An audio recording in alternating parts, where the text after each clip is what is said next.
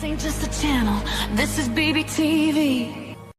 It's Thankful Thursday, a pause in the chaos to notice what still holds up, keeps us going, or surprised us this week in the best way. Gratitude lives here. It's A boss be rising, BBTV's igniting, turn the volume up, yeah, the whole world's invited. From the gravel road to the neon dream, she built an empire out of broken wings. Boss be rising, sky ain't even the ceiling when she hits go live, everybody feels it.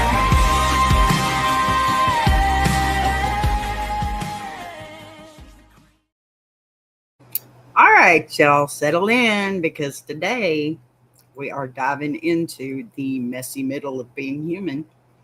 This is AskABee, and if you're new here, this is where we take real stories from real people and we don't panic. We don't pearl clutch, and we definitely don't pretend that it's neat. Okay, today we're talking about gratitude versus control, boundaries versus guilt, family versus DNA, and those moments where, fear, pride, or trauma, they collide.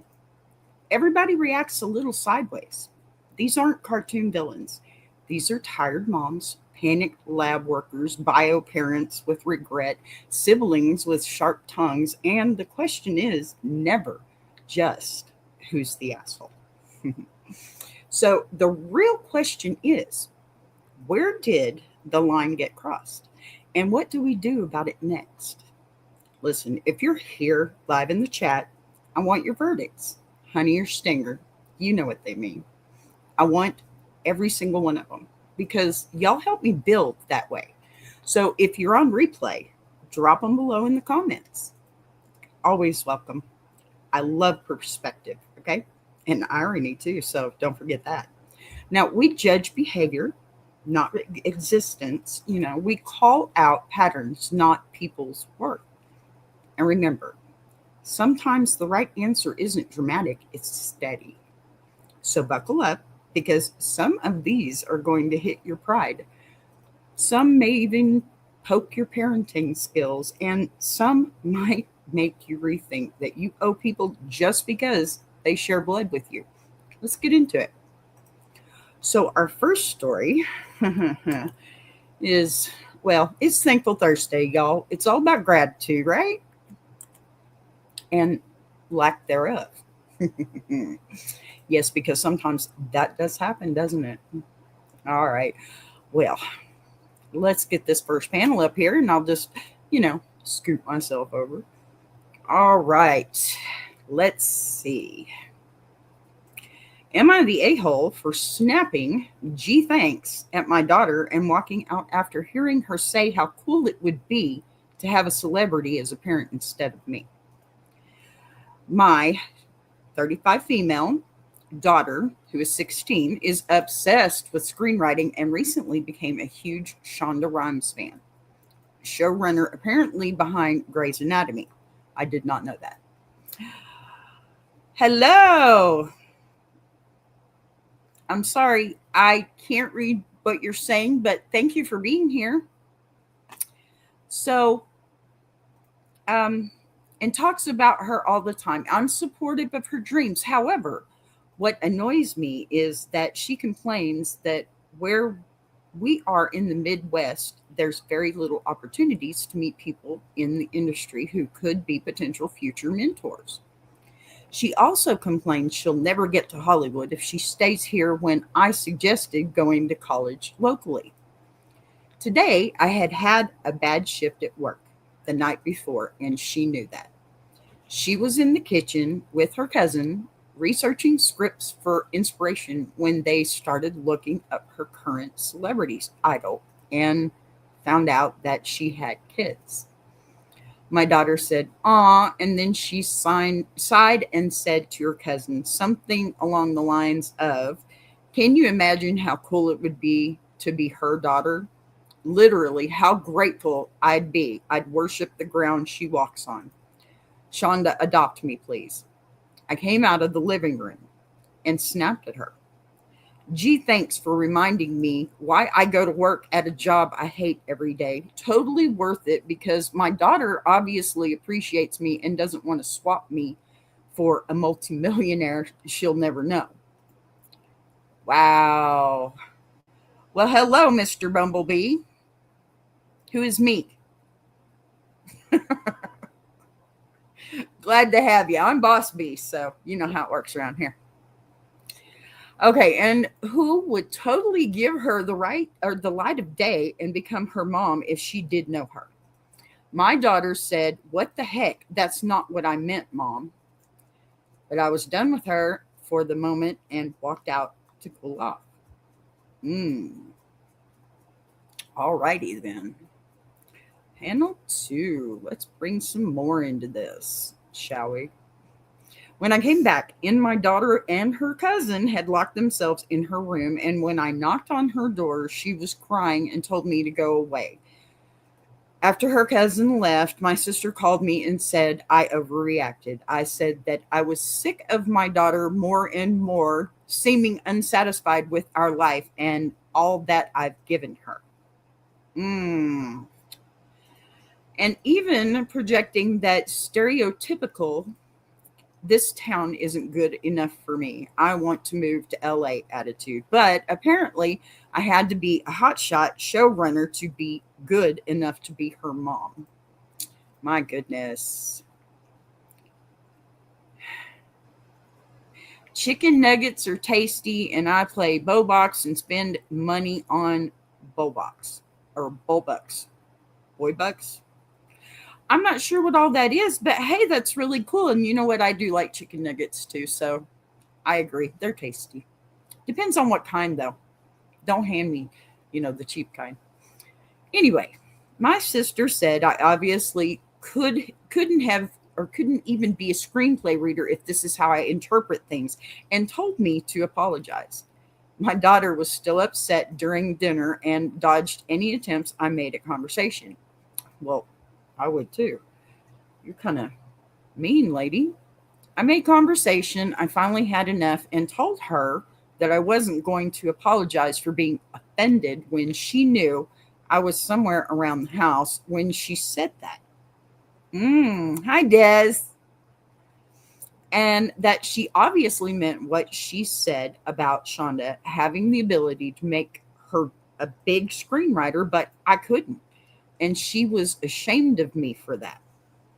That's not what she said, lady. Okay, my daughter said she loved me, but she's sick of my assumptions and stormed away from the table. I don't blame her. Am I the a-hole for being upset that my daughter basically implied I was an inferior person and parent in front of me when I make all the sacrifices as a single mom to give her the computer she researches her idols on? Are you kidding me, lady? Oh, just because you had a bad day doesn't mean you need to treat your child like this, okay? Oh my gosh. Come on. Every child out there has an idol, and it's not one of their parents. And you know what? That's okay. Because if these people are better than you, then you strive to be like that as a teenager, right? I mean, even artists have an idol. Think about music, okay? Because I love music. But think about it this way, okay? Music that you hear today, it samples all the stuff that your parents' generation or the generation before you, it samples that music. History repeats itself. Things work out that way. Okay, look, I better breathe for a second. This is not about Shonda Rhimes. This is about a tired mom hearing something through the filter of exhaustion and insecurity. Okay? Seriously, why would you put that on your daughter when she's just sitting there daydreaming out loud? Big damn deal. Come on. You worked a bad shift. You hate your job. You're carrying single mom pressure. So when your daughter fantasizes about being adopted by a celebrity showrunner, and let me remind you, and of course, I'm probably going to get something for this, but Justin Bieber, since we've already talked about him, he had mentors. He had, well, I hate to say it, but Usher and Diddy, and I won't go into that because I don't know. I wasn't there, and that's not my business. But the point is, these kids are growing up watching the people they idolize. Why is that a bad thing? Your brain is not listening. It's not hearing teenager dreaming big. It's hearing I'm not enough. And that hurt came out sideways because it wasn't real. It shouldn't have been. The sarcasm, the dramatic speech, okay, the storm out, that wasn't discipline. That was wounded pride and abuse, if you ask me. Was what she said thoughtful? No, it wasn't. But she's 16 years old, for fork's sake, okay? Not known for emotional awarenesses, 16-year-old. They just love what they love, and they're allowed to because they're 16. But look, she wasn't rejecting you, okay? She was romanticizing access to somebody else. There's a huge difference in you're not enough and she would be better. She was imagining mentorship, opportunity, proximity to the industry she loves. Teens exaggerate. Adopt me, please, okay? Pardon me. That's internet language, not a legal request, okay? This is crazy. So the real tension here is you hearing her dissatisfaction with geography and translating it into dissatisfaction with you personally. That's two different things. She wants Hollywood, okay? That doesn't mean she doesn't want her mom. And when you doubled down at dinner and told her she was ashamed of you, oh my gosh, where did you get that? That's where it tipped for me, at least. You assigned intent instead of asking for clarification. Now, are you a bad mom? I don't think so. I think this was a bad situation you were in with your child. Now, are you human and burnt out and sensitive about not being able to, open industry doors for her? Absolutely, right? At least I hope so. I really do. The repair here is simple but hard, right? You tell her you were hurt, not that she insulted you. You separate your sacrifices from her ambitions. Okay, let me stop there for just 1 second, because why would you put all that pain that's in your body, in your mind, and in your soul on your child? She's 16 years old. Do you want her to grow up giving guilt trips to everybody she knows like you did to her? Because that's what that was, honey. That was not cool. You don't put that crap on your kids. Don't ever.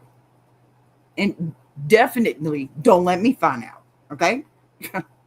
Because I am all about the kids. I have 3 wonderful, beautiful children that have brought 3 wonderful, beautiful other people into their lives and mine as well. And I will fight to the death for that stuff. Don't you dare put that on your child. That burnt me. Supporting her dreams, it doesn't mean you have to feel replaced by them, okay? This isn't about being inferior. There's no superior here either. It's about insecurity meeting teenage hyperbole, okay? At the wrong moment. That's all that is. We got some comments here. You're the asshole. Agreed. She behaved like a teenager, but you behaved like an infant. Thank you. Okay, see? This is why I pull comments, because sometimes I don't even have to say anything. They take care of it for me. She was making a playful exaggeration to her cousin, and you exploded and had a full-scale tantrum. Yeah. You're a parent. It's time to grow up. Amen. Amen, sis. Second commenter. Yep. Original poster is meant to be the adult and is acting like a brat. Amen. Teenagers are gonna be teenagers. No need to pull the whole I work a job and I hate it. Hate it so you can live a guilt trip. See? Guilt trip. I told you. Third comment. Or as I like to call it, I do the bare minimum legally required of me for responsibility I willingly took on. Why don't you worship the ground I walk on? Right? That's what she's saying. You know it is. Look, these commenters are coming in hot, but they're not completely wrong, right? Correct? The core message is this, okay? Your daughter acted like a teenager. You acted like someone who was triggered. Seriously. You acted, well, it's like you had a little Freaky Friday going on there because no. The I work a job I hate for you line is classic guilt trip. Absolutely classic guilt trip energy. And teens shut down hard when they feel emotionally leveraged like that. Believe it. You can't tell me when you were a teen you didn't have something like that do that for you too, right? Hi, Paul. How you doing, honey? Oh, okay. So, yeah, okay. The third comment is a little bit harsh, but it's poking at something real. Providing for your child is not a favor. Your own owed worship for, okay? Why does she need to worship you? Why can't she just be respectful of you? Which she's 16 years old. There's a limited amount there, but I don't see anything she was doing that was disrespectful. She was dreaming, and you shattered her dream by being a bitch. Yeah, I'm pissed at this one. Sorry, y'all. So that doesn't mean your sacrifices don't matter. They absolutely do. But when gratitude becomes a demand instead of something that grows naturally, look, it turns into resentment on both sides. The fix here isn't shame, it's recalibration. You're the adult. When you stay steady, she'll learn how to be steady. Get your shit together, lady. God bless. How can you do that to a child? A 16-year-old. And I'm sorry, when emotions come in hot, yeah, about 16 years old, right? I know when I was 16 years old. Oh, I'm not going to talk about that. Paul's here. Yeah, he's known me since I was 16. 15, actually. 15. Yep. All righty. Here's the next one. I got another story, of course. Hi, Patty friend. How are you, honey? Okay. Let's see here. Get my panel up. Y'all don't read this faster than I do, okay? That's embarrassing. And I worked this job so hard just for you. Fork that. I'm sorry. I want to say something while my camera is putting me too bright for some reason. I just want to say this, okay? If you are not grown up yourself, don't have kids. Okay? If you react like this, do yourself a favor. Get them tied. Jesus. I don't know that I have too many that are secret anymore. I mean, I think everybody knows just about everything about me. That's why I'm in hiding. Just kidding. Yeah, skull baby. You know too much about me, so shh.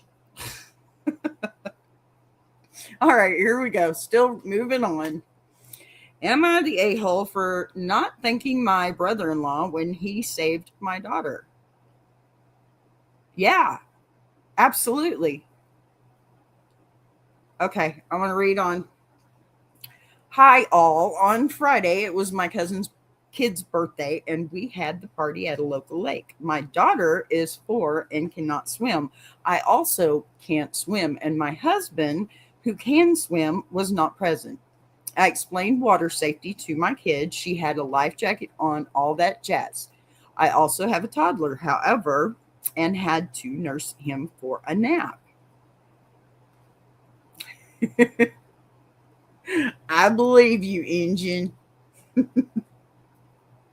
So I left my cousin in charge of my daughter while I left to feed my son. My daughter hadn't been into the water at all, and I thought she was fine. She was not. I still don't really know what happened. One second, everything was fine. The next, everyone was screaming. I got down to the lake's edge just as my brother in law was pulling my daughter from the lake. Her life jacket had been removed. Oh, Lord. She coughed up some water and he did some water vomit trick, which led to her clearing out. After he was sure she was fine, he walked her over to me and said, verbatim, shitty parents lead to unalive kids. I almost said it. Get your head out of your ass and teach her how to swim. Wow. Okay. I'm about to get even more fired up, I think. I didn't really have much of a response, just packed up my kids and drove her to the ER. She's completely fine, just a little shaken up and very afraid of water. Anyway, my sister texted me and told me I ought to thank him for saving her life. I didn't respond initially. I would have. And he wouldn't have liked it because we were still in the ER, which led to her calling me an ungrateful bitch. Again, I ignored because my daughter needed me, but last night everything came to a head. My brother-in-law DM'd me asking if I would have rather she drowned. Wow. Following that, I have received message after message. I tried to explain that I've been busy, but my sister said not to contact them unless it's to thank him and apologies. Hey, I'll thank you to kiss my what? Yeah, I will probably thank him just to keep the peace. You better not. But I think they're out of line. There was no need for his comment and their following behavior. My husband thinks I should go to no contact, but he's never liked them, so I'm hesitant to listen. I think you should listen to your husband. Quite frankly, I think your husband should go and slap him in his damn face. Okay, so am I the a-hole for not thanking him yet? Well, first off, let me just say, lose the yet. Okay, you don't need to. All right, a little edit. I sent him a long message detailing my apology and explanation a few hours ago. I haven't received a reply, but it has been read. Okay, so he got the message. You know he did. It's easy to see that on the phone, especially if you're a computer person. Anyway. All right. This one's pretty layered, if you ask me. So let's slow it down just a little bit. First, your child almost drowned. That alone is traumatic. When something like that happens, your nervous system goes into survival mode. Why is this? I'm sorry. I feel like I'm just way too bright right now. Let me fix this if I can. There we go. Woo, okay. Wow, now I can't see. All righty. So, yeah, you weren't sitting around plotting gratitude etiquette, were you? You were in shock. Then in the ER when trying to stabilize your daughter, okay? So, no, the fact that you didn't immediately send a thank you bouquet, card, whatever, does not make you a villain. Now, your brother-in-law did something important. He acted quickly. He pulled her out. He likely prevented something catastrophic. That deserves acknowledgement, of course. But here's where this gets messy. Saving a child and humiliating a parent in the same breath are two separate actions. Shitty parents lead to unalived kids is not constructive. It's not helpful. It's rage. It may have been fear-fueled rage, but it was still a slap while you were already panicking. And then the follow-up harassment, the DMs, the would you rather she drown, that's escalation, not accountability. However, this is the uncomfortable part, your daughter's life jacket was removed. You don't know how. You can't swim. Your husband wasn't there. You handed supervision to someone else at the lake. That's a serious safety gap. You don't deserve cruelty, but you do need to own the risk that happened. You know, I understand you were out there trying to feed your other child. I get it, but you probably should have taken your other child, both of them with you in the house and just did it that way. It's the safest way. I'm not saying you were wrong. I mean, quite personally, I'm thinking, the sister is the problem here because not only did she remove the jacket, but, she was responsible. I'm sure she said, hey, I'm going to go feed this other child. Do you mind? She said no. She went in. Problem solved. Bigger problem happens because apparently the sister wasn't paying as much attention as she should have, right? No. So near drowning situations are rarely 1 second fine, the next second chaos. They're silent and fast. So this is a wake-up call, not a character assassination. I'm not saying that you're a terrible parent. I wouldn't say that.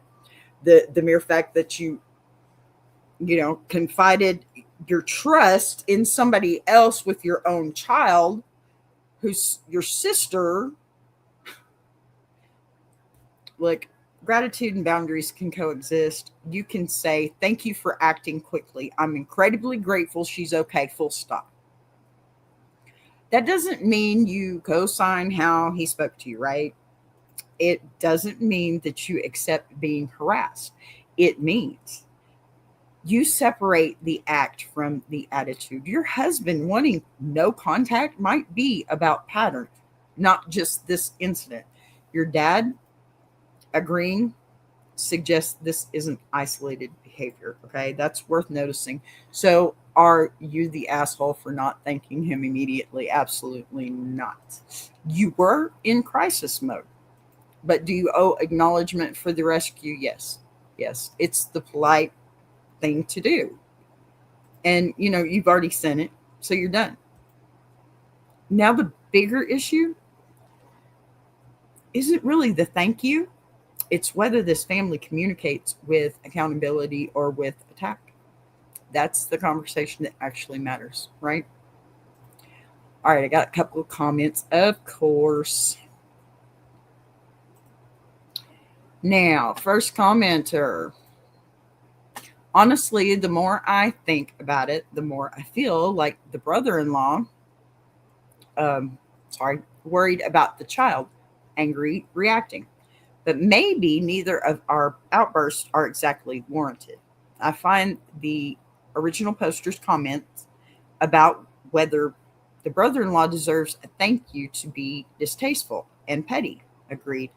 And I suppose I was being a bit petty too. Also agreed. I am put off by the original poster seeming to gloss over the safety issues. I am too. But I'm also pretty concerned by the broader family dynamic of apparent racism towards the father and bullying, which may impact how carefully the child was watched or looked after by the extended family. Mostly, I'm thankful that everything turned out okay, and I hope everybody takes away the right lesson. Well, it's certainly not about racism. I'm not quite sure why they would say that because I didn't see any kind of racism in there. If anything, I just saw some petty narcissists that didn't understand the issue and spoke without thinking about it first or getting clear answers. Because obviously they knew where she was. She was with her baby under her shirt, not with her head in her ass, right? Asshole. I don't like this person. All right, more comments. See here. Wait a minute. Your 4-year-old daughter has a verbal delay and is selectively mute. So you leave her at the water where she can't verbally call for help, wearing a bulky life jacket she probably didn't like and removed herself under the care of a cousin. I don't think you know what you're talking about, Mr. Commenter. Okay. Did the cousin know she is unable to swim? How old is this cousin? Was the life jacket on correctly, or could it be? I think what we're just saying here is they're wanting a little more context, which they're asking for a little bit more than I think they need. If you ask me, that's kind of silly. I'm not even going to finish this one because they're just going and going and going, and it's stupid. Alrighty, next one. Perfect breakdown. I wanted to say too. I have my daughter has been helping me get these stories out and everything, so that I don't read them all before the show. So I'm just as surprised as you would be. I just know that I can be careful and I got to change words and stuff like that, but I don't have to read the whole thing. So I'm going to have to get my child for this one, find out what she did. Anyway, perfect breakdown. She basically left her child who doesn't speak in the care of people who probably don't understand sign language. How was supposed to cry out for help and who would have understood? The original poster's explanation and comments make the situation much worse. She should have taken her child with her. See, I wouldn't go as far as saying terrible parent like this person, but see, you should have taken both your children with you. Then whatever happens is on you, and you don't have that, floating over somebody else's head. So, the comments, they escalated fast. The first commenter is the most balanced one, if you ask me. They're basically saying what I said earlier: fear plus anger plus trauma all collided at one time. The brother-in-law reacted from panic. You react from shock. That doesn't make either of you monsters, but it does mean the safety issue can't be brushed aside. And they're right about one thing, okay? The biggest takeaway should be the lesson, not the ego battle. Now, the second and third comments, they're harsh, very harsh. And they're coming from a place of worst case scenario thinking. The ER nurse perspective is intense because, they've seen tragedies. That's why the language is so sharp. But here's the thing: almost a tragedy does not equal you wanted your child to drown. Okay? That's an emotional leap. Not a fair one. No. However, and this part matters, the safety concerns, okay, they're pointing out are real. A non-swimming 4-year-old at a lake, life jacket removed, caregiver hand off, parent who can't swim. That's a high-risk setup. I mean, if you can't swim, why would you take your child there without your husband or without knowing that there was somebody that had your back? The selective mutism detail, makes it even riskier because calling for help isn't reliable. That doesn't make you evil. It means layers of protection failed at once. Now, the tone of shitty parents lead to unalive kids is cruel, yes. But the core message underneath it: water safety is unforgiving. It only takes seconds. This isn't about being a terrible parent. It's about tightening protocols moving forward. Live and learn. Properly fitted, non-removable life vests. Direct adult swimmer supervision only. No assumption that she wasn't going in. Swim lessons ASAP. You learning basic rescue skills is a good idea too. And when you take her to the swimming lessons, take them yourself. It's not too late. So, these comments emotionally charged because near drowning cases are emotional. But there's a difference between accountability. Pardon me. I hate when this happens. Yeah.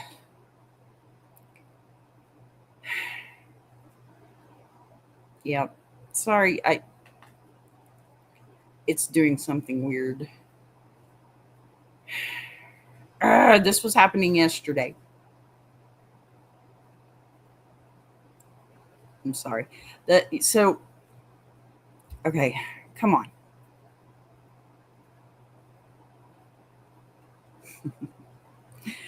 So okay, there's there's a difference between accountability and character assassination.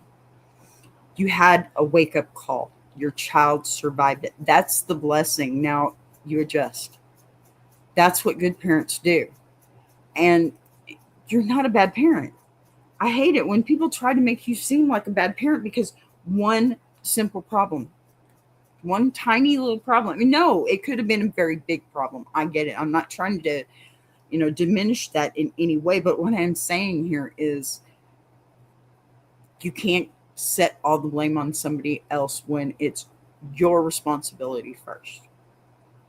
Okay, it's break time. You know how I do. I shall return momentarily. Y'all enjoy.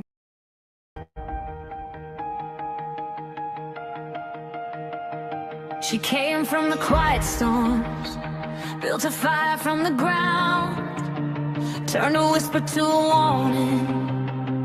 Now her voice shakes the town. Every setback was a lesson. Every doubt became a key, unlocking something bigger. That's the rise of Boss Bee. When the lights go low, her vision hits high. She built a whole damn network off a promise and a try. Every sunrise, every moment, she's stacking legacy. This ain't just a channel, this is BBTV. Boss Bee rising, BBTV's igniting. Turn the volume up, yeah, the whole world's invited. From the gravel road to the neon dream, she built an empire out of broken wings. Boss Bee rising, sky ain't even the ceiling. When she hits go live, everybody feels it.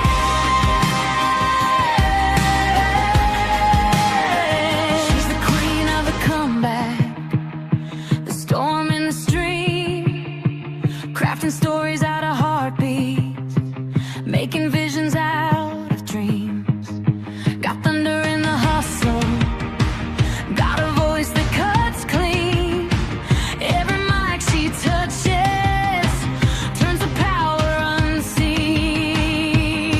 So let further spin the numbers, let the views rise slow or fast. Boss Bee doesn't measure wins by echoes of the past. This moment is a pivot, this season's history. Bow down to the founder of the BBTV dynasty. Boss Bee rising, BBTV's igniting. Turn the volume up, yeah, the whole world's invited. From the gravel roads to the neon dream, she built an empire out of broken wings. Boss Bee rising, sky ain't even the ceiling. When she hits go live, everybody feels it.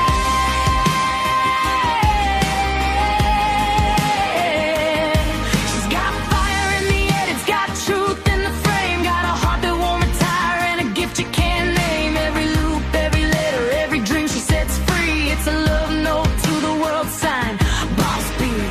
And the world keeps watching as the numbers climb, but she's counting all the moments, not the dollar signs. From the late night grind to the daylight scene, she's building something bigger than the algorithm's dream. Boss Bee rising, BBTV shining. Her story's rewriting, a legacy in real time. Boss Bee rising, BBTV's igniting. Turn the volume up, yeah, the whole world's invited. From the gravel roads to the neon dream, she built an empire out of broken wings. Boss Bee rising, sky ain't even the ceiling. When she hits go live, everybody feels it.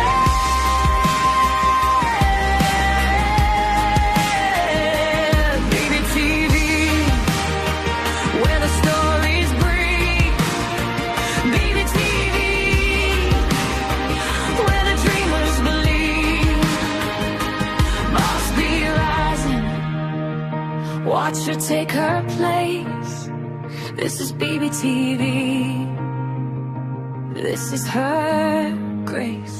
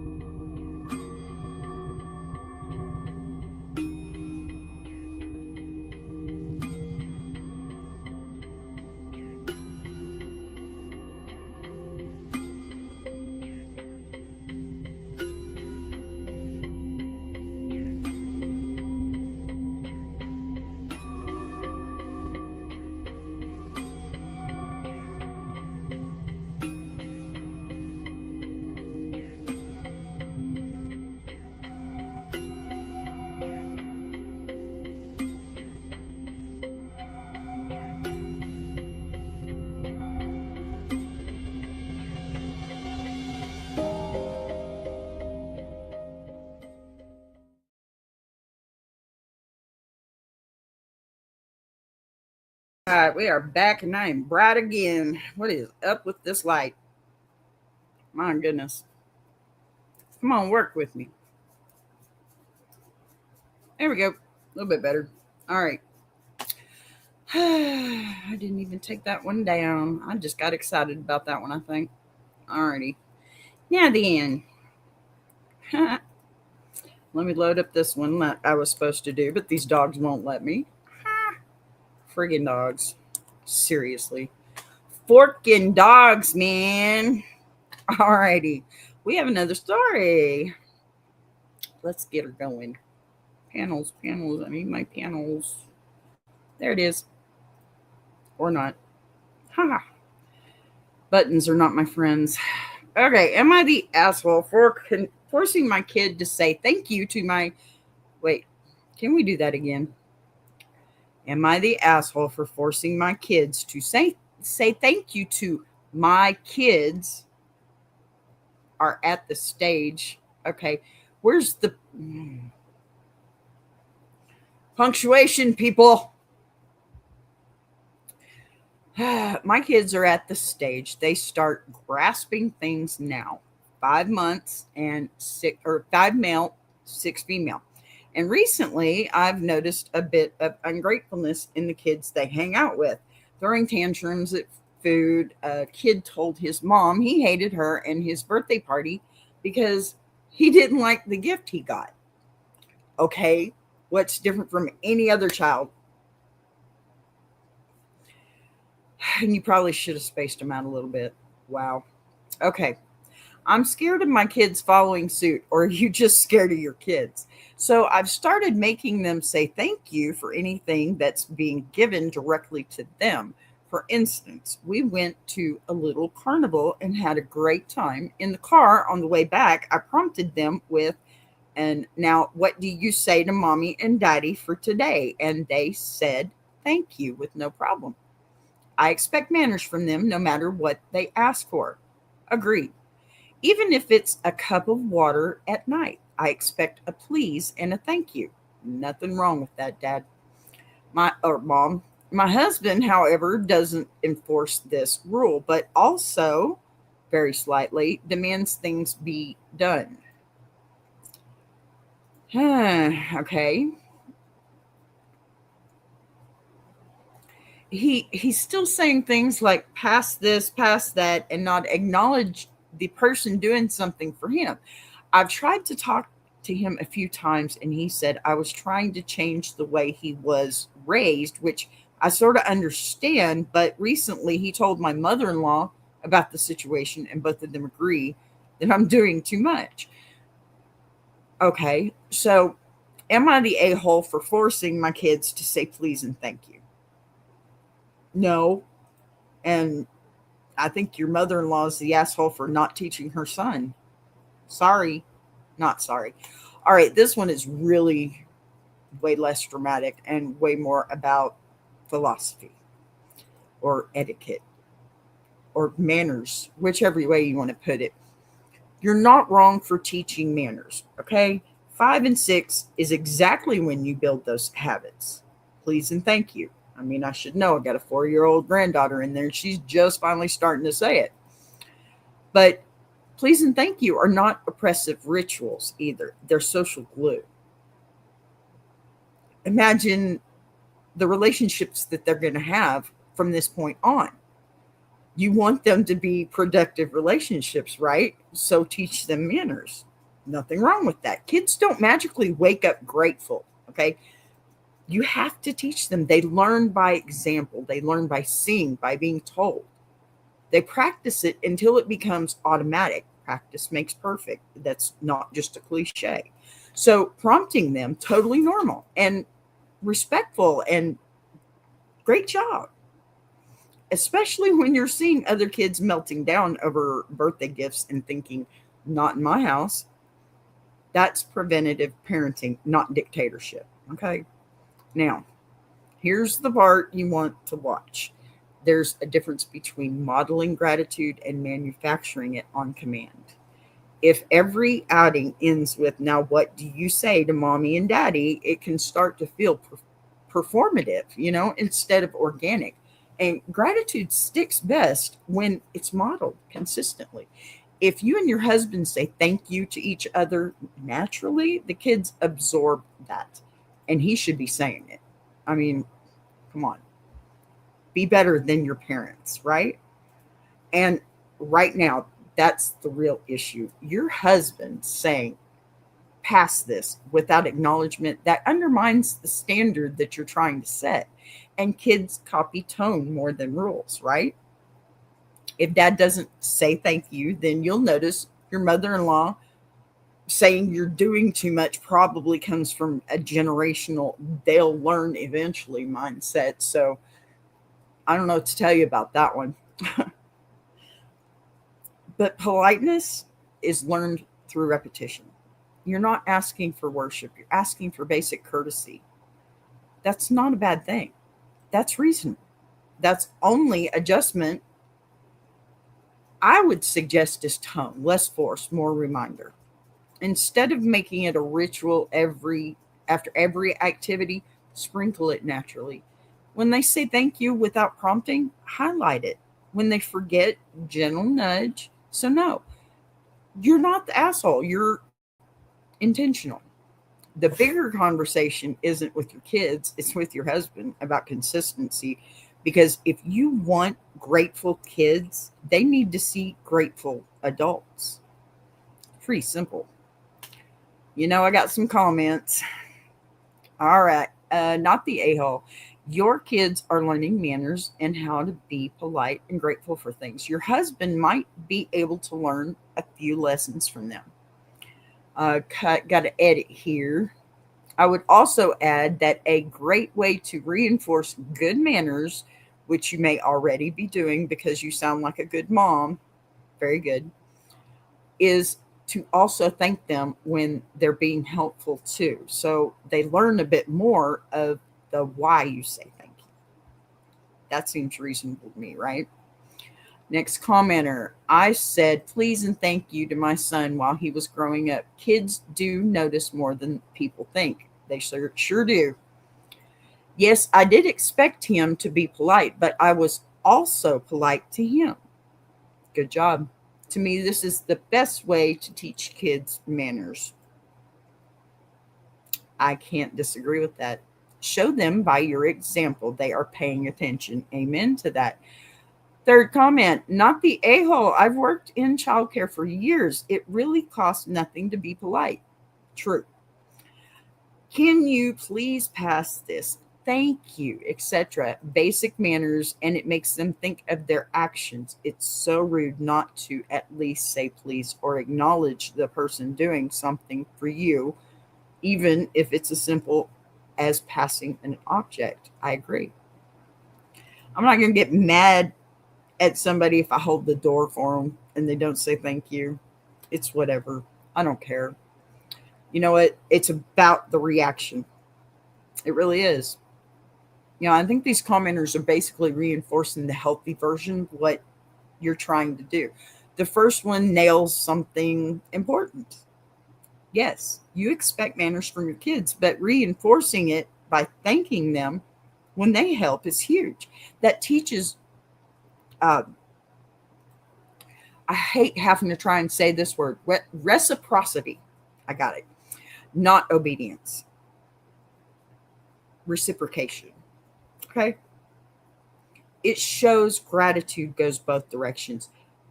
The second commenter hits the modeling point again.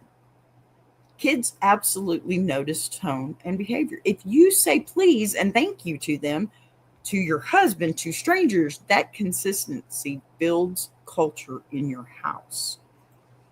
Manners stick when they're demonstrated, not just demanded, right?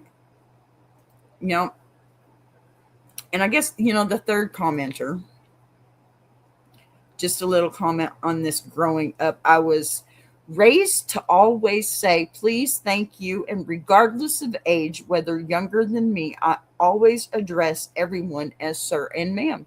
That's true. And my 3 grandkids are being taught to always address everyone with respect and politeness. Amen to that.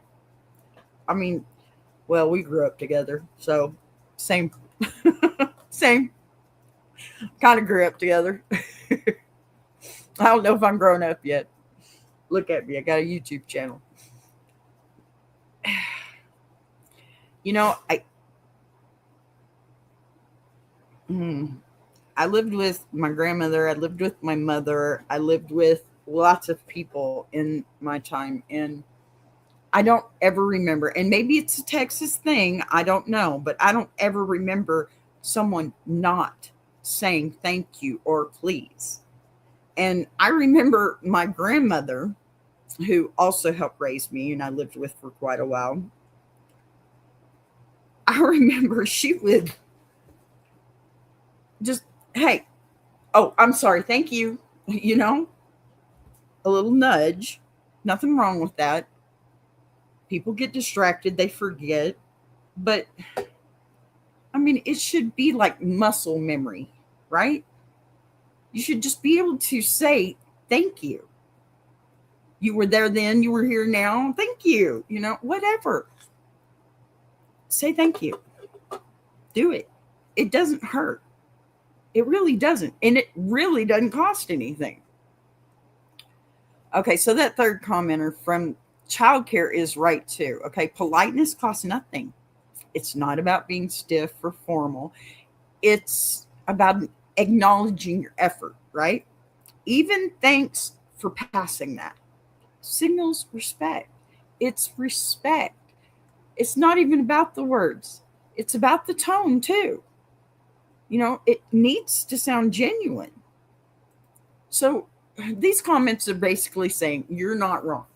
Just make sure you're modeling the behavior at the same intensity that you expected. And I totally agree. That's what makes it, I guess, land long term, you know? And they will listen. They have nobody else to listen to but you at the moment, especially at 5 and 6. I mean, one of them may have just started school, but barely. And then you've got the two biggest teachers, your mom and the teacher at school. And if they ain't communicating, well, let me tell you something. You're in trouble. Alrighty. Last story before I get out of here. We still got a few more minutes. Don't worry. I got this one.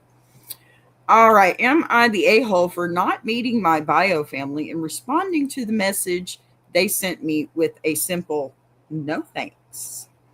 I am not sure how to start a post off, but I'll try to give a bit of background information, I guess. Oh, and in case it is important, I am 25 male and the parents are probably in their late 40s to early 50s. Probably. You don't know how you're been? Okay, never mind. I'm not going to get into that because that's going to be a whole nother walk.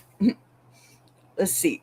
Paul says, we all get older, but we always refuse to grow up, or at least I refuse to grow up. And knowing your mom like I did, she never ever let anyone get away without using their manners that they were raised up on.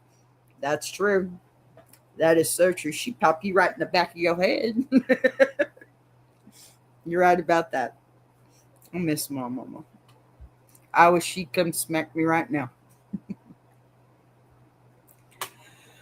Okay. Long story short, I was put up for adoption by these people, got adopted, got placed out of my adopted parents' house when I was 9, and spent the remainder of my youth in and out of foster homes and placements. Wow. Fortunately, I never had that much of a problem. I quickly got used to it, and when I was 18, I managed to get myself into college, and it all worked out for me. I got a good job now, a lovely girlfriend, a ton of friends who I consider family, and I am happy to be honest. And ended up receiving a very long message from a woman on one of my social media accounts, and it boiled down to a load of excuses as to why they gave me up, primarily centering around their age, early 20s, conservative upbringing, they weren't married, and their parents forcing them. Yes, she would. She would absolutely smile while she did it, and she'd be laughing as she's walking away, too. You know she would. Yep. I remind me of my mama. Yeah. Okay. Here we go. They then started telling me about themselves and what they referred to as my siblings. They finally finished that off with stating their desire to meet me and that they wanted me to be a part of their family. Now, I don't hold much against these people. I know it may seem like that, but I don't. It's a case of not caring, if anything.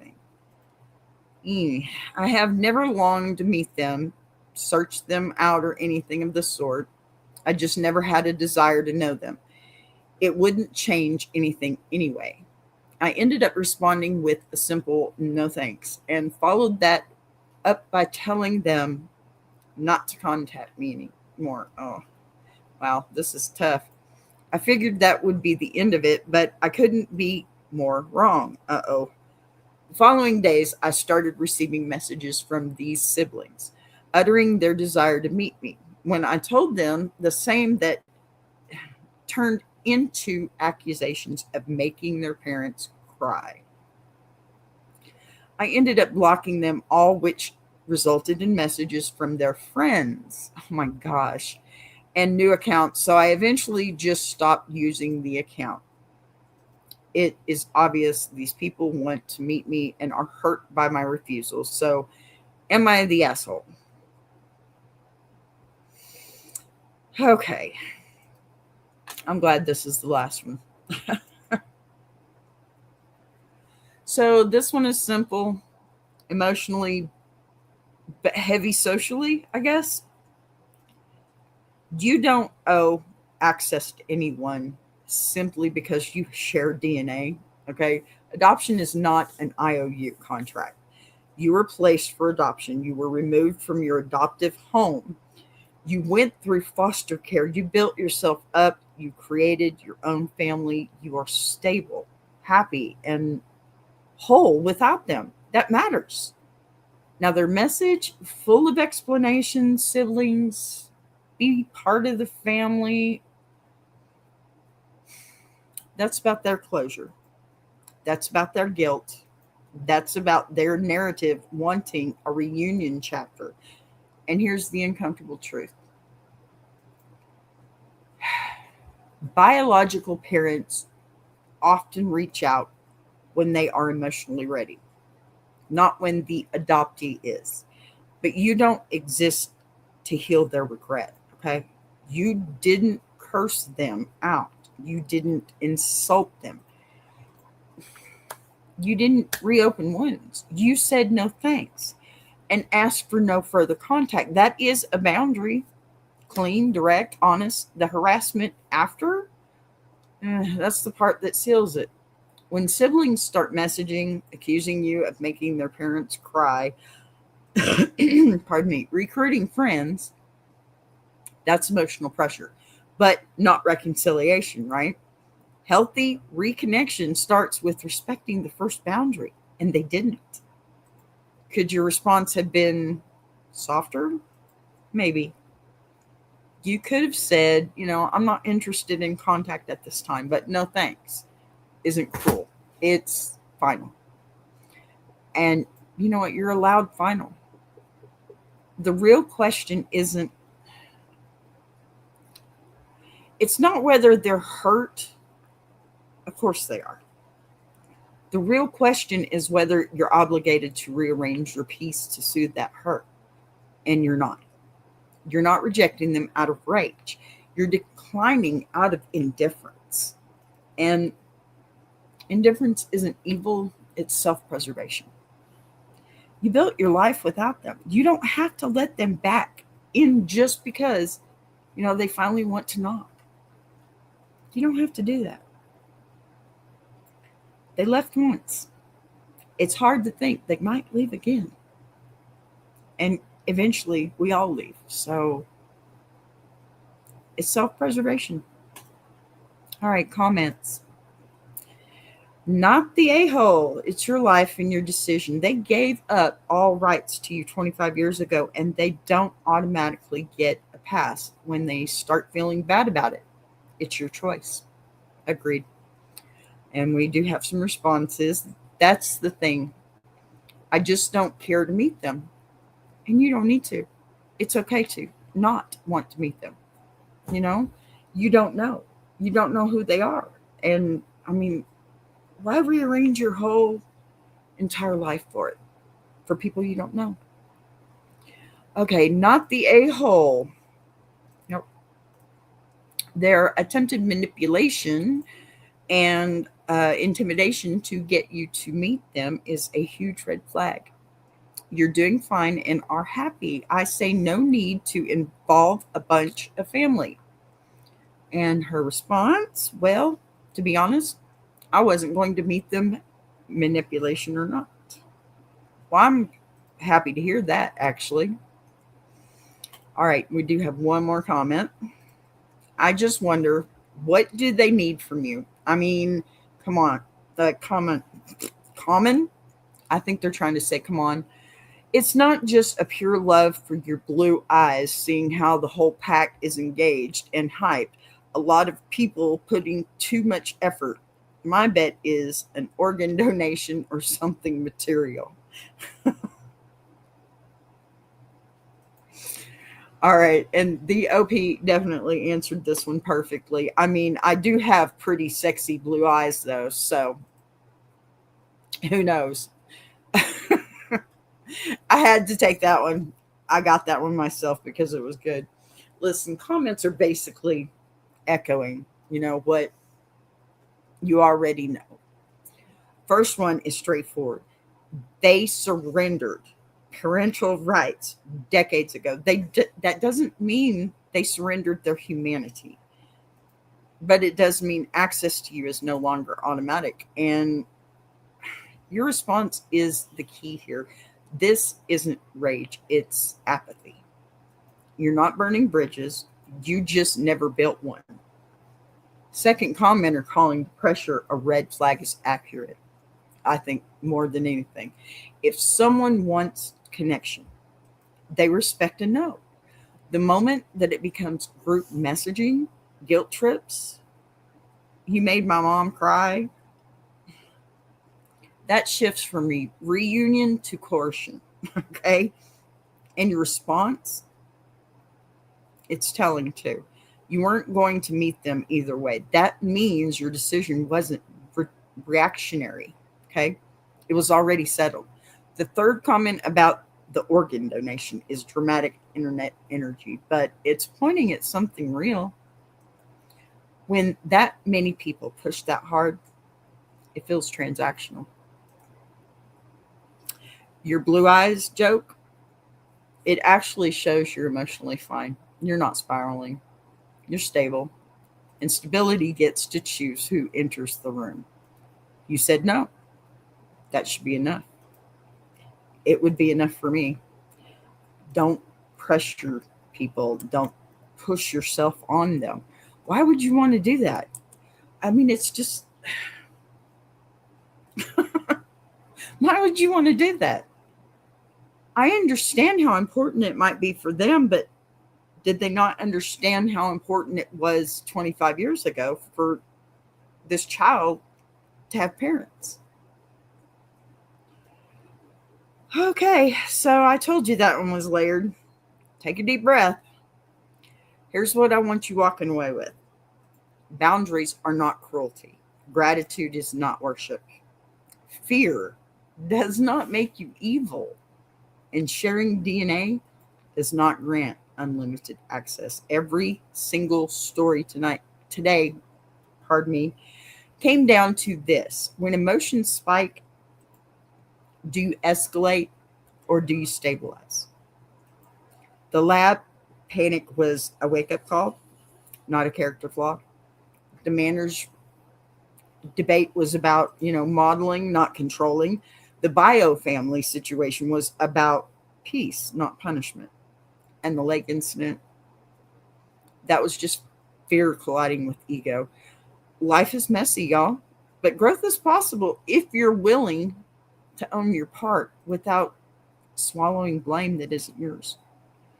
So if something today made you uncomfortable, sit with it. That's usually where the lesson lives. Drop your final verdicts for me. Don't forget, honey or stinger. What, Des? You good? So if you're watching tomorrow, let me know which story hit your hardest. And if you're new here, hit subscribe because we do this every day. And it only gets deeper. So until tomorrow, guys, act grown, protect your peace, and say thank you when it matters, please. You know you need to. Why not just do it? I love you guys. Watch my promos. I will see you soon. Oh, wait.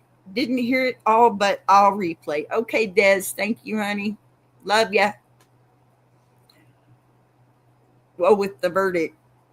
Life is taken one day at a time, and how you deal with it is totally up to you. That is so true, Paul. That is so true. And Lord knows we have dealt with some life, haven't we? You and me, buddy. Go way back. I'll talk to you tomorrow, Des. Thank you for being here always. All right, you guys. I got to get out of here. I got baby butt this weekend, and it's an early weekend. I love y'all. I'll see you soon. Buzz you later. I want to take a minute to shout out Tuber Chat. If you're a creator who's tired of surface level advice, says, and actually wants to understand how YouTube works, that's the space. It's real conversations with real creators who are in the trenches, building channels, testing ideas. No posturing, no gatekeeping, no fake guru energy, just people sharing what's working, what isn't, and why. If you're serious about growing, learning, and not doing this alone, check out Tuber Chat. The link is in the description. If you're enjoying this show, subscribing is the easiest way to support what's being built here on BBTV.